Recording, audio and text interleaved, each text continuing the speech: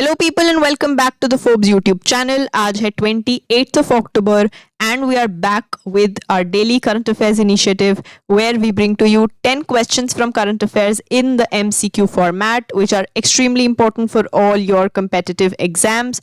So without further ado, let's move to question 1 of the day. From November 1, Indian banks will allow depositors to appoint how many nominees per account? 1 नवंबर से भारतीय bank जमाकर्ताओं को प्रति खाता कितने nominee नियुक्त करने की अनुमति देंगे? बेसिकली एक अकाउंट पे हम अर्लियर 1 से 2 nominees, if I am not wrong, हम अपॉइंट कर सकते थे, लेकिन 1 नवंबर से there is a change of rule and अब से we can appoint 4 nominees per account.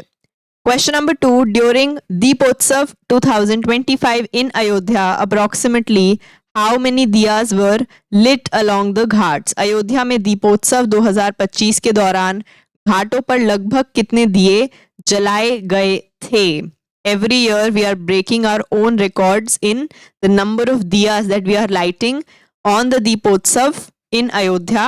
और इस बार का जो दीपोत्सव था उसमें 26 लाख दिए जलाए गए थे. Moving on to question 3, Tuvalu recently became the 90th member of which international organization? Tuvalu हाल ही में किस अंतरराष्ट्रीय संगठन का 90वां सदस्य बना? ये क्वेश्चन हम प्रीवियस वीडियोस में ऑलरेडी देख चुके हैं इन अनदर फॉर्म. वहां पर तुवालू एज एन आंसर पूछा गया था and I told you other way round भी क्वेश्चन पूछा जा सकता है, तो आज वो पूछ लिया गया है. And obviously the right answer is IUCN and international union for conservation of nature. Tuvalu basically Pacific Ocean की एक आइलैंड स्टेट है, एक आइलैंड कंट्री है. Moving on to question 4. Which organization recently launched an AI-powered system to handle UPI payment queries? हाल ही में किस संगठन ने UPI पेमेंट से जुड़े सवालों को हैंडल करने के लिए AI-powered सिस्टम लॉन्च किया है?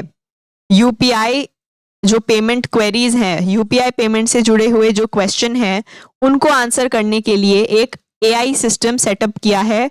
किस ऑर्गेनाइजेशन ने? ऑब्वियसली NPCI ने, क्योंकि NPCI का ही इनिशिएटिव है UPI. Moving on to question 5. UPI recently launched a feature allowing instant payments directly from which of these? UPI ने हाल ही में एक ऐसा फीचर लॉन्च किया है जिससे सीधे इंस्टेंट पेमेंट किया जा सकता है. From where? कहाँ से? इनमें से किस में से इंस्टेंट पेमेंट कर सकते हैं from UPI? So the answer is liquid mutual fund holdings. तो एक तो जो हमारा अकाउंट है उसमें, जो हमारा सेविंग्स अकाउंट होता है उसमें जो लिक्विड मनी होती है उससे तो इंस्टेंट पेमेंट हम ऑलरेडी करते ही हैं वाया UPI, लेकिन जो लेटेस्ट फीचर लॉन्च हुआ है उसमें हम अपने म्यूचुअल फंड होल्डिंग्स जो कि लिक्विड फॉर्म में है, यानी कि मनी फॉर्म में है, उनसे भी हम इंस्टेंट पेमेंट्स कर पाएंगे. बैंकिंग रिलेटेड जितने भी पेपर्स हैं उनमें ये सारे क्वेश्चंस इंपॉर्टेंट हो जाते हैं. Let's move to question 6. UIDAI recently launched SITA SITAA to enhance security in which sector? UIDAI ने हाल ही में किस सेक्टर में सिक्योरिटी बढ़ाने के लिए SITAA लॉन्च किया है? इनमें से किस में सिक्योरिटी बढ़ाने के लिए द SITAA नाम का फीचर लॉन्च किया गया है by UIDAI? So the answer is digital identity authentication. और ये जो SITAA है, it stands for scheme for innovation and technology association with Aadhaar. Moving on to question 7. India's foreign exchange reserves recently crossed 700 billion mainly due to a rise in the value of which component?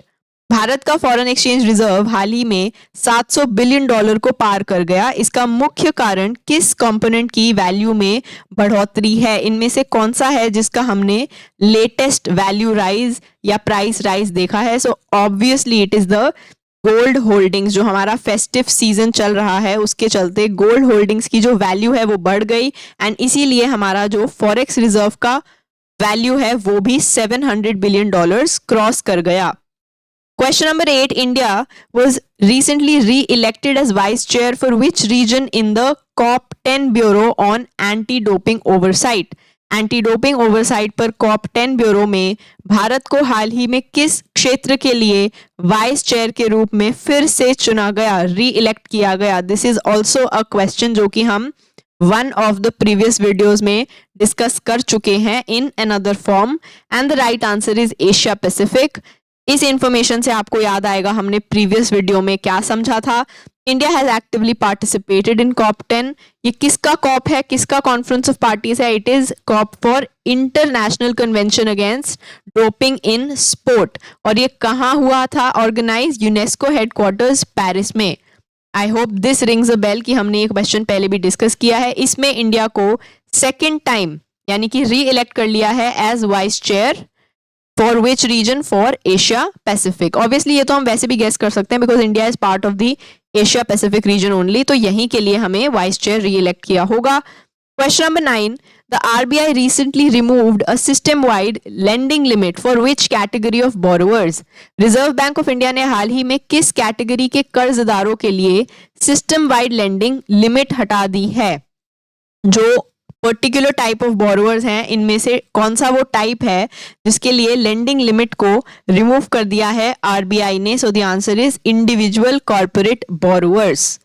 Banking का question है again, and the last question of the day is recently Flipkart and pine Labs launched a card aimed at improving which sector in India? हाल ही में Flipkart और pine labs ने भारत में किस sector को बेहतर बनाने के मकसद से एक कार्ड लॉन्च किया है? यानी कि Flipkart and pine Labs together are working in which sector, जिसमें उन्होंने एक कार्ड भी लॉन्च कर दिया है। So the answer is unified public transport payments, यानी कि एक ही कार्ड से आप मल्टीपल पब्लिक ट्रांसपोर्ट में अपनी टिकट की बजाय उस कार्ड से पेमेंट कर सकते हैं, जैसा कि कई विदेशी कंट्रीज में भी होता है। So these were your 10 questions of the day. If you like the video, then please subscribe to our channel and follow us on all our social media channels. ये जितने भी questions हैं और उनके answers, उनके daily PDFs आपको हमारे Telegram channel पे मिल जाएंगे along with lots of other daily updates also for free.